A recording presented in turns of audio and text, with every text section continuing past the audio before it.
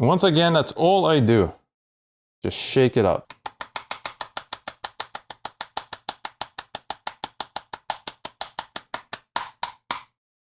Welcome back. So this is one of my toners for my brother printer, and I'm getting kind of annoyed that my monitoring software keeps alerting me that this toner is low basically every few hours. But anyway, basically there's a port right here. You can pop this port open and refill this toner. I have some vise right here, and I'm gonna secure this in the vise. 10 seconds later. I need better lighting conditions. I don't want to really damage this toner. So let's pop this open. Okay, here we go. I'm doing this one-handed, which is not ideal. Actually, this is, hold on a second. You know, I'm just gonna use a flat head screwdriver for this. It'll be much easier. And I need both of my hands for this. There we go. I have it partially opened, and that's it. Now the port is open. Now I need a funnel.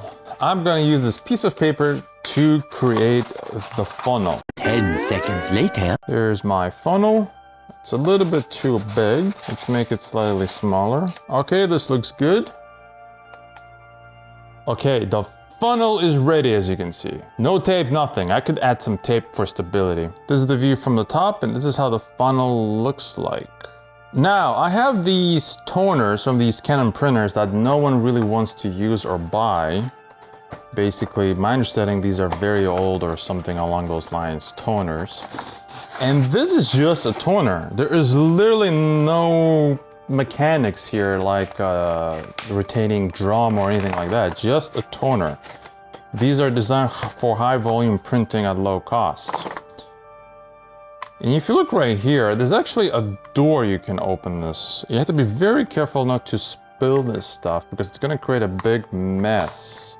Here's a little pull tab. Once again, I haven't done this in a while, so it's gonna take me a few minutes to remember how to open this up. Okay, so the door is opening. Here we go. I'm just gonna remove the door.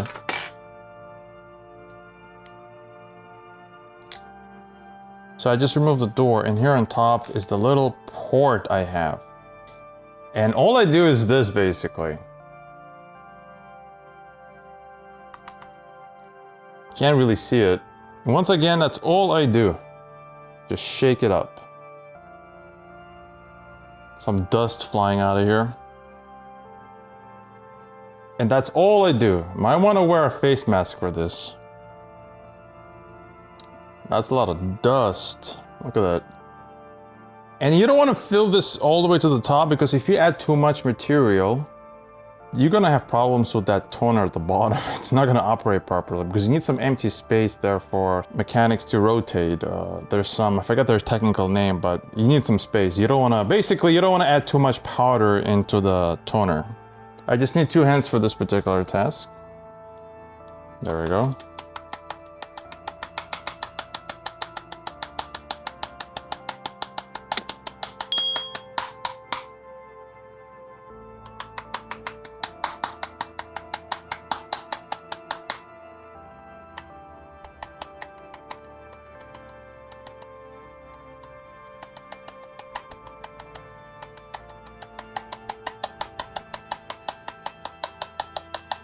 You know what? I think this is enough. Okay. Now it's time to seal this. I'm not even sure what you call these, toners, but they're not technically toners. There's no printing head on these.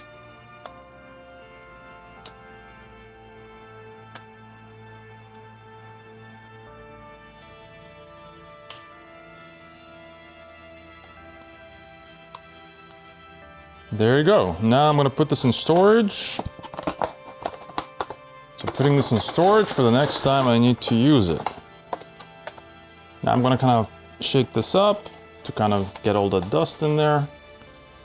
And at this point, I'm gonna recycle this paper cone because this stuff is really nasty. And I'm gonna seal the port off camera.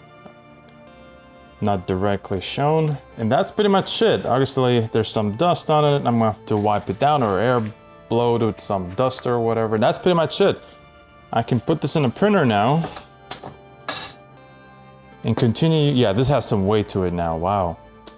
Yeah, it has some weight to it. And I can continue using this for another year, 2 years, 3 years until I need to refill it again, or until some mechanical component like this roller fails, basically. But that's pretty much it. This is how I refill my personal toners. I hope you learned something new. Thank you for watching. Don't forget to subscribe, and I'll see you next time.